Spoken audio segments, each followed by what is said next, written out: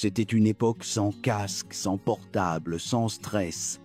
Une France où l'odeur de l'essence, la fumée des Gauloises et les cris d'enfants dans les cours d'école formaient le fond sonore du quotidien. On vivait dehors, on bricolait, on tombait, on se relevait. Ce récit est une plongée dans ces années-là, entre éclats de rire, éraflures aux genoux et souvenirs qui sentent encore le plastique chaud et le pain au chocolat. Fumère faisait simplement partie du décor. Dans les années 60, 80, on fumait partout. Dans les cafés, aux gares, dans les bureaux, dans les files d'attente, dans les trains de la SNCF et même chez le médecin. Allumer une gitane ou une gauloise ne demandait aucune permission. On inspirait, on expirait et personne ne disait rien. La fumée flottait dans l'air comme un parfum quotidien, une bande-son de l'époque. Les parents fumaient à table, devant la télé, pendant qu'ils parlaient au téléphone, et bien sûr en voiture, fenêtre fermée, enfants à l'arrière, cigarette à la main. On n'appelait pas ça du tabagisme passif, on appelait ça la vie quotidienne. Avoir une cigarette entre les doigts, c'était montrer qu'on était adulte, indépendant, stylé. Les profs fumaient, les vendeurs fumaient, les présentateurs télé fumaient. La cigarette était partout, dans les pubs, les magazines, sur les arrêts de bus. Les ados rêvaient d'être grands et une clope suffisait à se sentir différent. Aujourd'hui, c'est impensable. À l'époque, c'était juste normal. Quand l'aventure commençait et dès qu'on montait à bord, à cette époque, personne ne pensait vraiment à la sécurité. Dans une Renault 4L ou une Peugeot 504, les enfants bougeaient librement. Certains restaient debout entre les sièges avant, d'autres étaient couchés en travers de la banquette arrière ou carrément dans le coffre. Les ceintures de sécurité existaient, mais elles étaient rarement utilisées. Parfois, les parents les bouclaient juste assez longtemps pour faire taire l'alerte sonore, puis les enlevaient. Quant aux sièges enfants, ils étaient rares, presque exotiques. La plupart du temps, on s'asseyait sur un vieux coussin ou une couverture, et basta. Et si on avait de la chance, on pouvait s'installer sur les genoux de papa et tenir le volant pendant qu'il appuyait sur les pédales.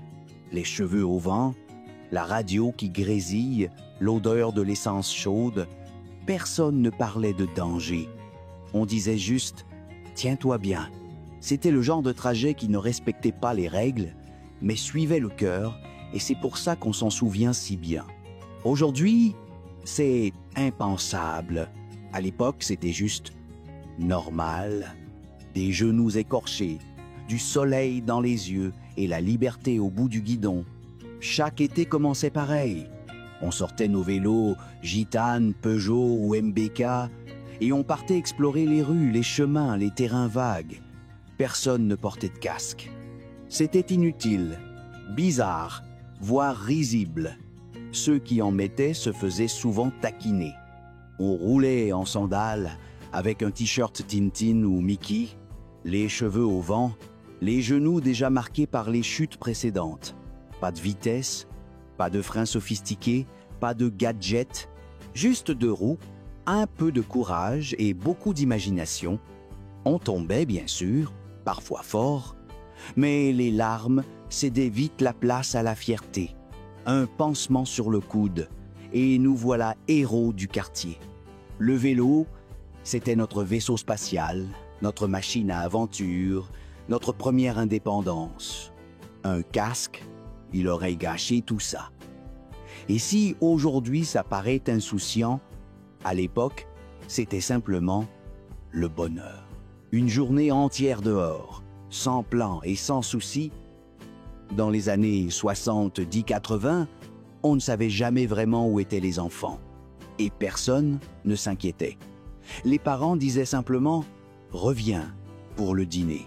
Et nous, on disparaissait. On explorait les bois, les chantiers, les champs derrière les immeubles. On construisait des cabanes, on grimpait sur les toits de garage, on sautait par-dessus des ruisseaux, on se retrouvait parfois à 2, parfois à 20, selon les jours. Pas de portable, pas de message, pas de géolocalisation, la liberté totale. Un vélo appuyé contre une porte signifiait que quelqu'un était là. Sinon, on sonnait chez le voisin. On rentrait le soir, sale, égratigné, épuisé, mais heureux, avec une nouvelle histoire à raconter, un nouveau bleu à montrer. Cette liberté n'était pas théorique, elle se vivait, elle se touchait, et elle avait le goût de la poussière, de l'herbe et de l'été, des héros imparfaits, des méchants charismatiques et aucun filtre. La télé des années 80 ne protégeait pas vraiment les enfants.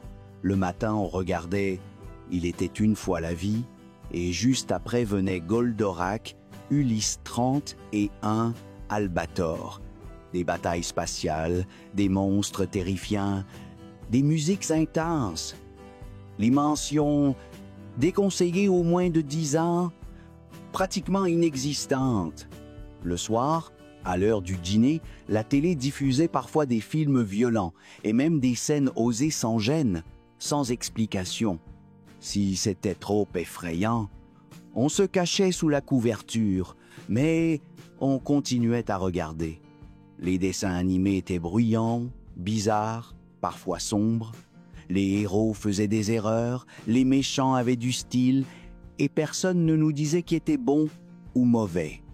On grandissait avec ça, sans commentaire, sans censure. Être que c'est justement pour ça qu'on a appris à penser par nous-mêmes. Et être aussi à ne pas avoir peur de ce qui dérange.